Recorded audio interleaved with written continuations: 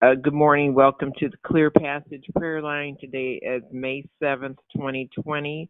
The title of the message today is Test the Spirits. If I would give a complete title, it's Test the Spirits to see if they be of God. So everybody has, if you have pencil and paper, and this is important, if you have pencil and paper, pull out, do a lateral horizontal line across your paper, and then do a short line down the middle, and then put some hash marks on the right side of the line, and put some hash marks on the left side of the line.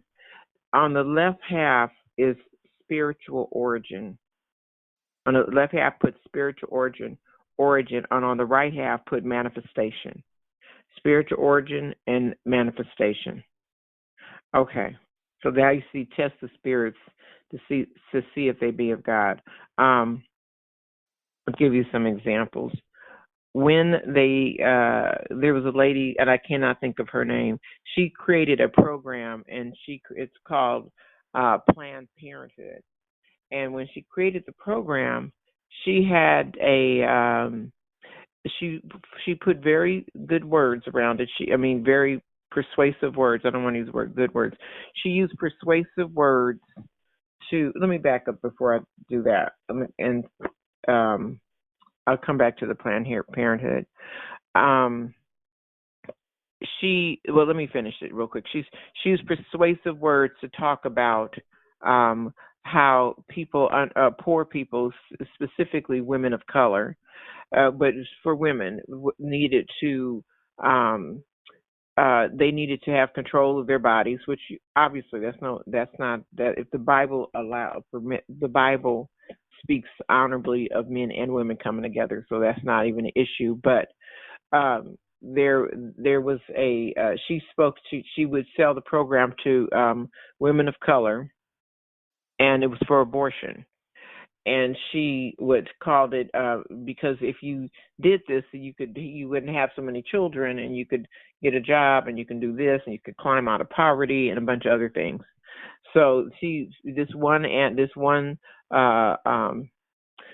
panacea would take care of everything. It would just resolve all the problems if you just don't have kids. And so her goal was to control population of specific groups of people, but the mechanism was murder, but at the time, so then that became okay. I don't want to commit murder, and then you know how the whole scenario rolled out. Then it's not a child; it's just cells, and it doesn't become a child until such. And they kept trying to determine where life began, and it was a whole fiasco behind this one intention to make it possible for you for abortions to happen. And for it not to be labeled as, they had to fix it up. So I'm going to go about fixing up some stuff. And this is why your discernment and your spirit, test the spirits to see if they be of God, is so important. Because the enemy will, if he knows you need, it needs to be a certain color, certain flavor, certain whatever, then he'll bring it to you in the flavor you need in order for you to receive it. So you cannot go by what a thing looks like and what tickles your ears and what tickles your ego. And that's why you have to operate in the spirit realm and not in your flesh. And like what Jackie's always saying in her prayers, not in your emotions, but not in your flesh, not in any of that, because if the enemy knows that that's all you need to do, they need to tickle your ears or appeal to something, he'll do it. If he needs to appeal to your ego, he'll do that. And don't fall victim. Don't let people compliment you into doing something or talk you into doing something or blow you up into doing something. And because the ego is so needy, okay, this is going to make. God is the one that gives the increase and gives the promotion, and you do best to stay as hidden as long as you possibly can. Because when you stick your head up, I was talking to somebody about this yesterday, and she was explaining, when you stick your head up, the bullseye goes on you. So when you're ready to do battle, then that's when you stick it. If you don't, let God push you up into the next level, because when he pushes you and moves you into that realm or that place, you will be mature enough to handle it. You'll be able to handle the warfare at that level, and you'll be able to command at that level in the spirit realm in terms of speaking the word, speaking truth to power, speaking the word, not just saying, oh, I'm such and such. Who cares? Nobody cares about that. Can you handle the business at that level? Because it's going to be some business to be handled in the spirit realm. And and promotion is not free. It's not free. It comes with a price. What is the price? You got to do battle at the level that you're walking in and talking in. You got to be able to handle it where you are, wherever it promotes you. So anyway, getting back to this one individual, she got it sold. She got the system. She got it. It became legal. She promoted it. She pushed it. She had an agenda.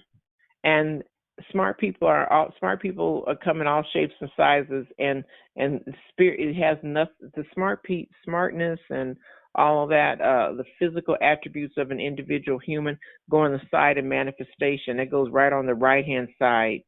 That's not the piece you look at. That's just the instrument. Your body, your vessel, is the instrument by which spiritual matters pass through. So that's why you have to look at the spirit of a thing.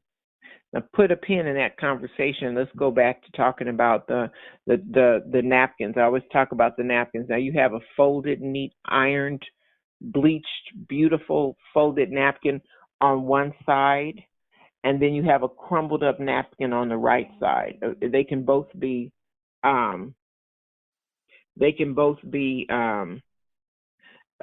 the word I'm looking for? They can both be linen napkins, and you have a linen napkin crumpled up on the right side.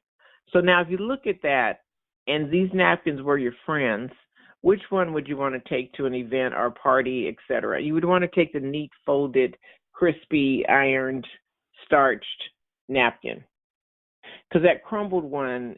And now when we talk about people, the crumbled one is the one that you don't really want to answer the phone. That might be your relative or a friend, but it's the one that you don't want them to answer your phone because you don't know what they're going to say. You're leery when you take them out because you do not know what's going to come out of their mouth. But if you are in a ditch, or if you need help, or if you need somebody to come and get you from wherever, to do whatever, to help you, however you need to get from where you are to safety, that neat folded napkin is not going to disrupt their process to come and get you. It's the ride or die. That you have to know people by their spirit, not by what they look like. So they could look all kind of wonderful and be deceitfully very selfish internally. And on the other hand, you might have one that is a little bit rugged on the rough on the edges, but that's the one. That might be the one. That's what we're getting ready to read about David. That napkin scenario is what you have to look at. The manifestation. That's that folded napkin. Looks great on the outside, but what is it really? I can assure you, when they were promoting abortion, just like when Hitler promoted the gas chamber, the concentration camps, when he promoted all that, I'm sure the documentation was well written. It was on clean, wonderful paper in a beautiful folder, and it had some very beautifully worded objective on the end. It was called the final resolution or the final solution.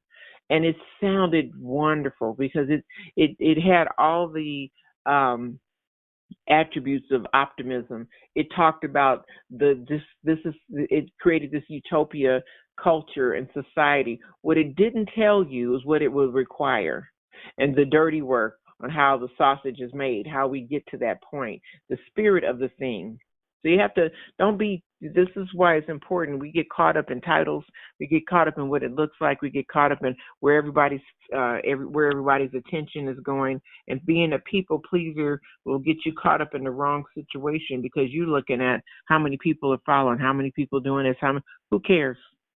You don't have to it's not about how many people are following you, how many people are behind. It is what is God sending you to do, the spirit of the thing, first thing everybody says, yeah, let's go. The herd will herd into wherever. Everybody will get on a bandwagon and go down the street. You better see, what is God telling you to do? You might be the only one standing in the right position, but if you listen to the presence of God, listen to what he's telling you, he will have you in the right place at the right time, doing the thing that you're supposed to do, and possibly nobody will be there early. There are people that have bought real estate based on what God has told them to do, and then the crowd comes after, and they already bought it for little or nothing, and then the crowd gets directed. The city planning gets directed in their area, and they wind up being the one to sell that very same thing they bought for nothing back to everybody else. And that's how that happens. God is a brilliant. Of course, He's brilliant. He's in all them. He's familiar, aware of what everybody's talking about and what everybody's doing, and He will lead and direct you to extreme wealth, not just wealth and money only, but in planning and relationships and connections, and in power and in position and structure and systems. So as Solomon was doing, he wasn't just wealthy in money. He had mechanisms in place to continue to make money well beyond just what you see on the external. So looking at the origin of a thing, this is why you have to pay attention. Discernment is ever so important. That's why you saw kings and queens and people having advisors, but the advisors in the older days, now today's the same thing, they just don't bring it out, and but you have spiritual advisors, because for some reason in our system right now, and then on TV and everything else, and in the political systems, people don't want to talk about God. They kind of are talking about Him now, but they didn't want to acknowledge it. Everything was, we do it ourselves. Man is in control, and it was a human generated process. So that's all shattered now. God is moving back in. We're acknowledging Him like we're supposed to, and acknowledging that things can happen outside of your control and shatter all the stuff you think is going on. That stuff can stop in a moment's notice. Just let the right situation occur. It'll freeze everything up. It'll come to a dead stop. So when you look at this illustration that you should have written out, manifestation is on the right side. That's moving forward into reality, coming from spirit to physical. And then the spiritual part, the origin, this is where you want to focus. By the time, okay, we're going to do both of them. But manifestation, right in that middle, that thing down the middle, that line down the middle, that's where you have inspired ideas. Inspired ideas. That's where it goes from, ding, I got an idea. And then you physically have, for whatever reason, you have the ability to bring it forth. So we always talk about in an executive meeting, bringing something from concept to shelf, bringing it from an idea into a fully functional business. What does that require? It requires stepping into it, first of all, doing it, picking up the bricks and mortar and putting it all together. It requires building it out in the physical, but it started from a spiritual origin. So the woman that thought up a few things, the woman that thought up, okay, three things. The woman that thought up Planned Parenthood, she knew what to, okay. This is important. This is why when you are talking and doing and functioning, do not be in there running your mouth when you go into a meeting, when you go into a planning meeting. You don't have to be heard every time something happens. You don't have to, if you have to be heard and you have to be seen and people have to know who you are, and you have to have that big old long title that runs all the way off on your shoulder because your name tag is so big, you got issues. The devil will play you because he knows your ego's all tied up in it. If he knows your ego, your feelings, your insecurity, all that stuff, if he can compliment you into a move, you're going to be in trouble. If he can insult you into a move, if he can say something to affect you emotionally and get you off target, when you are God has established your steps. You don't have to look around for a sign on and a sign in. For example, God told me to do this. Do you think I should do it? If you do, it dare you. Don't you ever. If God tells you to do something, that's it. If he said it, he confirmed it, and you should, by that time, when you are functioning and operating, you should know the voice of the Lord appearing in your life. You should know when he's talking to you. You should know when you heard from him, surely. And then you not only did you hear from him, he'll tell you to do something. Then you go back and ask him how, when, where, why, all the other. You can ask him however many different ways you need to ask him to get this thing into manifestation, because it moves. This is the way that things manifest in the earth realm. They move from spirit to physical manifestation. Everything you look at started with an idea, and then it moves in a physical manifestation. It doesn't just appear. All the elements that we have in the earth realm, we don't have anything new. From the time they were, living in skins and just barely inventing the wheel, to what we have now and to what we will have in the future. This is mankind using the elements and putting things together, and then we have all the intelligence that we have accumulated.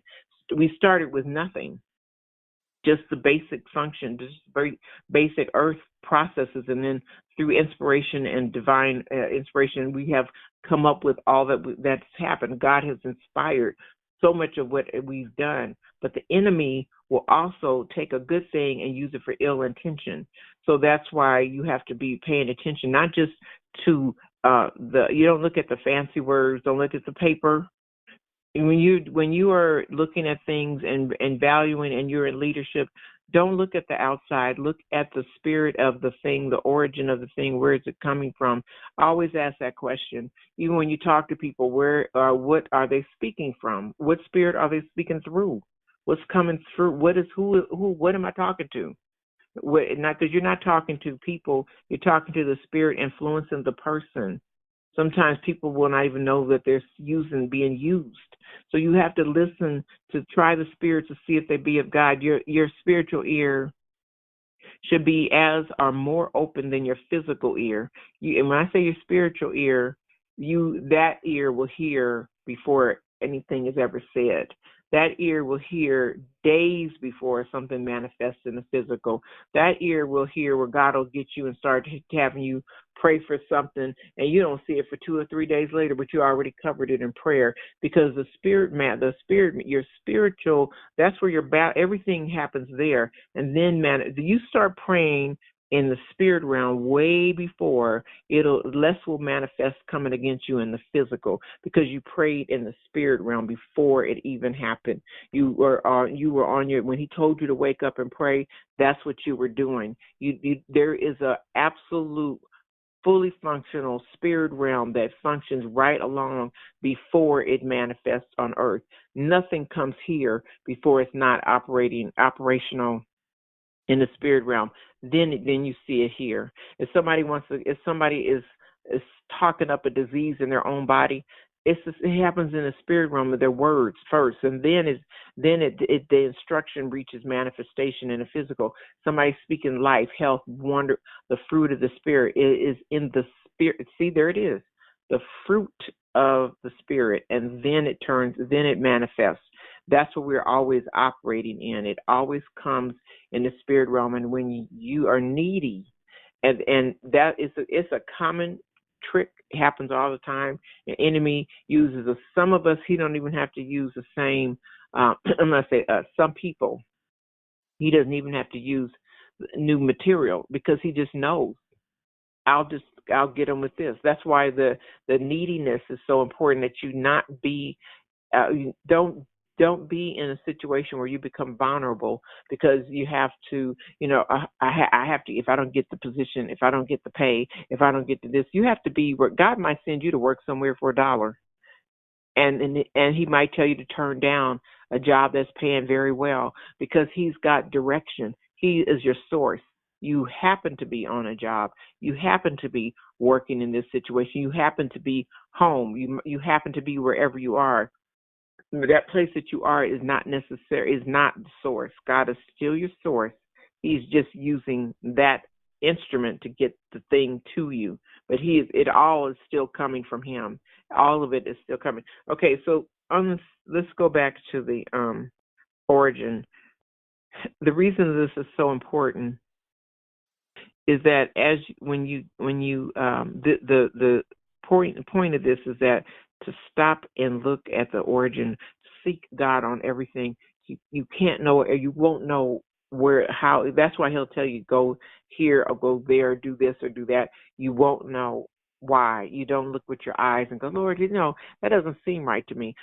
Saul was notorious on doing things based on political gain or the opinion of people or what it looked like. He was functioning on the surface, just like politicians think. They're trained to think, what will other people think? A leader, on the other hand, has to go against the tide sometimes and do whatever God is telling him to do. He's brave enough to do it. The Lord could give a direction, and now leadership works. You have good leaders and you have bad leaders, but the point is they're brave enough and secure enough in their decision to march forward and plow through the process and get the thing done. This can happen for good or for evil. Hitler was very headstrong in all that he did. He had some brilliant ideas, but the one bad idea that he had that was involved killing millions of people, that he was able to manifest that thing without that tells you the spirit. He was spirit of murder. Now, if in order to get you to kill people, the enemy has to give you some flowery excuse. I'm killing you because. Then he'll give you the excuse. If he has to justify it, he'll give you that. You can't look on logic. Logic is not, it is after the spirit realm. Logic has nothing to do with what happens in the spirit realm, because the things that happen in the spirit realm overpower logic. The parting of the Red Sea was not logical. Being dead and getting back up, that's nothing logical about that. Looking for money in the fish's mouth is not. There's no logic. Jesus was operating way outside of the realm of logic. He was operating in the miraculous. The miraculous is far more powerful than the logical. But the enemy will use logic to get you to carry out its task. Get people, to carry out his task. So if you're sitting in a meeting, it all sounds real logical. That's fine. That's great. It might be okay. But don't stop there. Always look to the origin, intention, ask questions. Don't be a yes man and you're so happy to be in the meeting. You have to be. It does not matter if you are male, female, black, white, green, or purple. When God sets you in a position, you need to know enough about the spiritual realm and the origin of a thing, and also the technical manifestation of the thing. You have to marry the two together. You can't just have one and out without the other, because all the spiritual knowledge without the technique to get it done is you're not functional. It's not going to work. And then the technical part without the spiritual part, the enemy can take a hold of that system, and then you have a problem on that end. You have to be anchored in the word, anchored in the spiritual origin, anchored in the power of God, anchored in what he is telling you, the anointing, and then you have to also have the physical knowledge to excellence knowledge to manifest it and get it done. They go together. Getting things done, those two things go together. The reason Martin Luther King was so powerful in his in his deliverance of the idea was because he was coming up against a structure that was already established, ill-gotten gain. It was established based on slavery. This entire country, the first big industry we had, the cotton industry and some other ones, was built on the backs of slaves. That is a sin. That is horrible. There's an atonement that has to be filled for that. When the Chinese people were building the railroads, there's an atonement that has to be done for that. There were some things that the Native Americans, I can't even go into how there's some atonement for stealing. Steal, kill, and destroy is of the devil. It is not of God. Thank God we have done some wonderful things. Our Declaration of Independence and the things that we've done in terms of writing and concepts are from God, definitely. We were able to get the Civil Rights Bill using the backs of that first original document, the Declaration of Independence, and documents on civil rights were were hewn from that original stone of what what human rights were. We just have to acknowledge that a man or woman of color is not 3/4 of a human being. It's a full human being. But you see how the enemy will use racism as a point of division. Now kill, steal, and destroy. Based on this, now you can kill, steal, and destroy. We have to really pay attention to the spirit of a thing and the origin by which it's passing through and the purpose and who's behind it. That's the question. If you want to get it down to brass tacks, you want to say who's behind it, what's behind it. Don't look at a thing and go, oh, it's great. Don't do that. Ask, what's the origin? How did it manifest? Where is it coming from? Why is that so important? Because when the enemy, you don't be an absolute target. Yes, don't be a target. If he's asking, if the enemy is, don't be a target. Don't even don't even be in the room. Let the presence of God be what is sitting in there on your seat. Don't even, you don't have to have an opinion. You don't have to say something super. Sometimes I want to say something really smart and impress everybody. You can be quiet. Let God speak.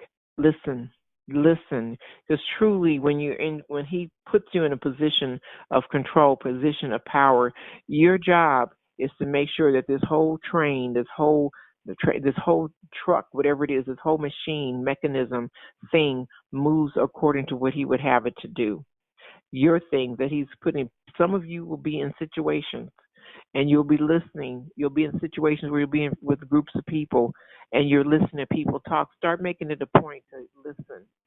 You can know volumes of information listening to people talk, tell you what it is that they're doing or what it is that they're saying and what the origin of what it is that they're talking about. And you don't have to talk, you just listen. Ask key questions. Don't sit there and just run your mouth, and don't let the thing run sideways onto another conversation. You hear people get on and talk about, oh, my this, my that. No. God is already and always has always been in control. You don't have to be, you want to be listening. You want to be receiving, discerning, and understanding, because then now you understand. When you talk to a doctor, he's listening, you're telling him symptoms, and then based on what you said, because he's going to listen, that first round of information, he's going to ask you, he's sorted out now some stuff. Does what happens when I touch here, when I pinch there, when I go press here? And then the next thing he'll ask you, you'll start talking, oh, da da da da, and he's listening because he's listening for symptoms, and he's coming up. That thing that you're telling him in your layman's terms is describing something that he's going to now be able to translate into some type of whatever it is. It might be indigestion, then it might be something more serious. But the symptoms will present themselves a certain way. This is the word. Present. How are things presenting themselves through the individual and the spirit realm? You should do the same thing when you're listening to people. Listen, especially if it's somebody you don't know. You need to listen. You need to. That's when he says test the spirits to see if it be the Lord. There's another scripture that says know people by the Spirit, know them that labor among you, and know who you're talking to. This is very important because it's going to tell you the vessel delivering the information. Is it a trusted vessel? Is it a vessel susceptible to whatever? Is it a vessel that you just can't trust at all? Is it the people? That's what they're vessels of honor to dishonor, and the vessel is just the mechanism, but you have to test the spirits. It's the most important. You can be in a meeting and people could say the very same thing in the meeting and come out with entirely different outcomes because the intention was different. And it will not, when people practice a presentation or when people practice they want you to do something, or they want their goal is to get you to move from point A to point B, you got to look past it. Okay, fine, I understand that part. Let's go to this. That's called underwriting. That's called due diligence. Ask the questions and find out why. Where is this coming from? What am I actually doing? In that question and in those situations, that's where you start to get to the core issue and the core of the matter. Spiritual origin. Spiritual origin. Families have spiritual origins. Communities have spiritual origins. When you see, I'll give you an example: South Africa, um, South America, like places that have high amounts of wealth and then high amounts of poverty. That's a reflection on the leadership of the country. Africa is a good example. That's a reflection on the leadership of the country. If they don't, you know how you find out what a country is all about? You look at the poor. You don't look at the people with money. Everybody has money. Everybody can be all whatever. That's not where you look at the integrity and the character of the country. Are the poorest people have access to education? Do the poorest people have access to medical care? Do the poorest people have access to housing?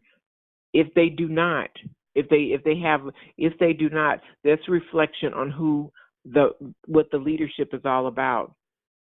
Solomon, Queen of Sheba judged Solomon by his servants' clothing, not by him, but how well dressed the servants were. That is how you judge the nature of an entire. You look at the bottom. What's under the mat? What's under the rug? What's under the city? What does the underground look like? How are those people functioning? Do people get put into systems called human trash? Are they just discarded? This is how you see the spirit of a thing is when you look under. Uh, don't look at the top. Everybody can fix up the 5-star hotel. Everybody can fix that up. Any country can entertain dignitaries because they know how to do that. But what's behind the systems? And that when you look at how things are designed and how they function, that tells you about the designer, and it tells you the character of the culture. It tells you how the people think. And if people are not taking care of their own people, they don't care nothing about you. You can learn a lot by observing, paying attention, walking this. And we're a little off, but this is important. A person can say, my company, my business, my family does this, this, and this. Well, that's what you think they do, but you don't really know unless you go outside or you go someplace and come in as a stranger. You don't know what the customer's experience is. You don't know what the neighbor's experience is. You don't know what your kid's teacher's experience is. You have to go in that place and take off the facade and your position and find out what's really going on. You have to dig down. When Sodom and Gomorrah, before it got destroyed, the Lord said that He heard He heard about it. It was so bad He had to come see for Himself because it was stinking with whatever they were doing. But He had to go investigate it Himself. So you, being a man or woman of God, you have to go investigate the spirit of a thing. That if the spirit of the thing is right, the manifestation can always be adjusted. But if the spirit of a thing is wrong, it'll never come out right. Because if the intention is murder, the intention is murder, hatred, things from the enemy's camp, then it doesn't matter how many non-racist and equal rights, and it doesn't matter what you put in that law. If the spirit of the person administrating that law is dark, they're going to try their best to manifest what's in their spirit, and by whatever means necessary, the spirit of the thing will go beyond what the law is. I said all that to say that the body of Christ has to be activated in the earth realm. We are the salt of the earth. God functions through us. We're supposed to be knowledgeable. We're supposed to be on the forefront. We're supposed to be, like I said, in those city council meetings, on the phone. We're supposed to be talking about it. We're supposed to be doing. We're not supposed to be, because if you don't open up your mouth, the enemy is going to have people opening up theirs. You can start right now and understand Yep, exactly. You can start right now and see what's actually going on. You can start right now and see. Let me really, everybody smiles at the pastor. There was some kind of Hammond was telling me about a pastor a long time ago, about a pastor that was coming to a church, and he sat in front of the church as a homeless person down, somewhere near the parking lot church area, as a homeless person. and he wanted to see how people treated him, because see how they act in the pastor's face. That's a smiley. Praise the Lord, Pastor. How you doing? Da, da, da, da, da, da. It was a great message. That's the face. That's the face service. But did they pass up the homeless man outside? And a lot of them did. And that's how you know what you got. So you don't know what a visitor is. We were at a church, and the people, when they came out of church, they didn't even look at us. They wouldn't even give any eye contact. Everybody talked to their familiar friends. Literally let you stand out there. Nobody said, "Oh, thank you. Welcome to the church. What's your name? How are you doing?" Nothing. It was just complete. That's the spirit of the thing. Not what happened. You at the front end, at the top, you may not know what's going on in your system. And if everybody just did what the intention was, we'd have a really better functioning on several ways. But what's really happening, you have to investigate. It's called due diligence. You have to ask the questions. You have to look up under the hood. If you're in leadership and somebody's giving you a report, pull the report and ask questions on the report. Don't just say, "Oh, great." And then you go back and look in the room, and it's nothing like what that report says. It's nothing like. That's your job, is to go look. Go see. The Good Samaritan didn't just give the man some money. He said, "Here, take care of him, and I'll come back when the next part is done." He himself put his hands on it to make sure that's being responsible with what God gave you to do. When you're responsible for that thing he gave you, he'll give you some more. But don't just toss something off to the side and hope it, and do something really sloppy in half, I'm not going to say the word, and then think that you're going to get some more. No, you have to do what he gave you with excellence already. This is what the body of Christ is supposed to be doing now. I would ask the church, if I look at a church, I'm going, well, what are you guys doing with the 5-mile radius right here? How many people go out and talk to people and invite them to church? How many people are going? How many kids are you providing after school care? How many kids inside your church actually make it to college? That's everybody's job, to get those kids all the way into school by whatever means necessary. That's your community.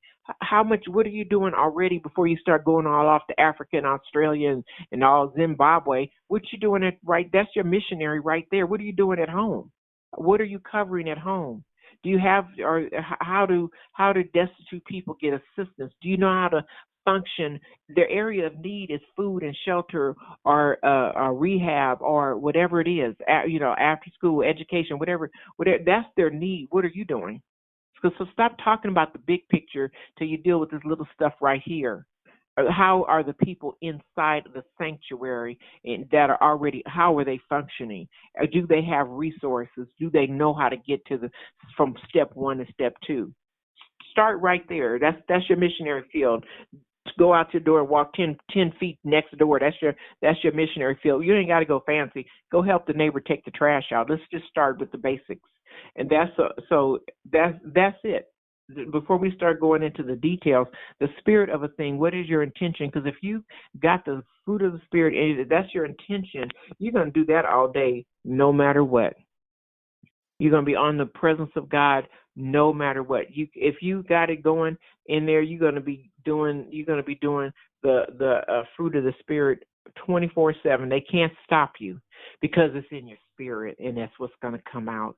What's in your heart is what's going to come out. What's in people's hearts will come out if you stop talking and listen to what they are saying. How do they refer to their people around them? Are they helping? Are they healing? Are they loving? Are they blessing? Are they trying to find solutions? Are they trying to bridge brokenness? Are they trying to heal? Are they trying to do what God? Are they looking like God on the behind the scenes? That's where you look and see. And if you see that, then yes, you can build on that, because it's good soil. But you can start building about what God is going to do, because you can see what he's already done. You can see the nature of the person that you are speaking to. Because people can be smiling and be insidiously evil, and because you don't know it till you poke them. That's why this sit down period right now, the be still, is like heating up, turning up the heat. People, you get to see what's going on. You get to see the real deal, what's behind it. Okay, so here we're going to talk about. We're going to read the scriptures, and the first one is test the spirits to see if they be of God. The second one is Samuel messed up. Saul messed up. Samuel's got to go in and pick somebody else. And this is all about what it looks like. Samuel was worried about what it looks like, what Saul was going to think when he went to visit Jesse. That's what is it going to look like. So God fixed that. Samuel went in there. Jesse's, what do my sons look like? All the big tall sons. It wasn't none of them. What is, again, second? It's one chapter. Second incident of what does it look like. Third incident is test. Then here comes David. Don't look like he's supposed to be king, but that's God explains to Saul why. And so David gets picked as king, and then David meets Saul, full circle. David meets Saul, and now we start dealing with the spirit of a thing. And it's all in this chapter, the spirit of a thing. And then finally, what God was picking up on and commenting on with Saul, finally it comes out. Because Saul actually starts cutting up and acting. He always was acting crazy, but now he's losing a grip because he's losing his kingdom. So now who he really is, because he never was listening to God, he was listening to the people and trying to manipulate the man of God, the people, and the power. And he wasn't sold out to God. He was sold out to himself.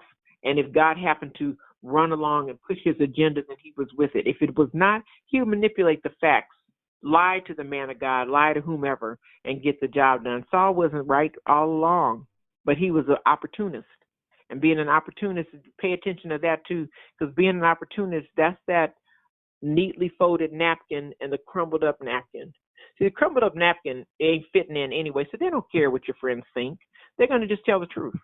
The folded napkin looks really good on paper and may really be able to do a really wonderful presentation, but in the crunch, if helping you affects them, then you're not going to get the help, because they're going to only do what's politically correct for them. They are superficially in position, and they're out for themselves, and you happen to be part of the opportunity that they're working with. But the crumbled up napkin is that when you need true ride or die, true blue in your corner, you got to have some crumbled up napkins in there. You got to have some people that know how the thing works on the good side and the bad side. You got to have people that can pick a lock and walk in the front door, because you got to have stuff done, and everything ain't going to be done according to how it looks on the surface. So the crumbled up napkin, you just pay attention. I'm just telling you, it takes all kinds, but you have to pay attention to the spirit of a thing and how people are coming or functioning.